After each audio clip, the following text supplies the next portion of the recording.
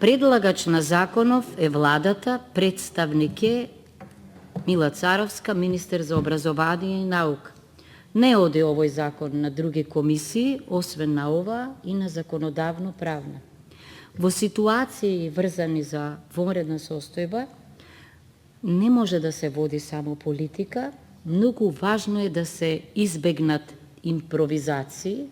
Понекогаш односот на силите во владата може да биде таков, да има обид да се прескокне надлежното министерство, да има обид некое друго министерство да го субституира надлежното, и затоа ние мислевме дека е најдобро да се заштити министерството што е најповикано во оваа област и тоа да комуницира со органот кој или ќе биде дали комисија за здравство и слично.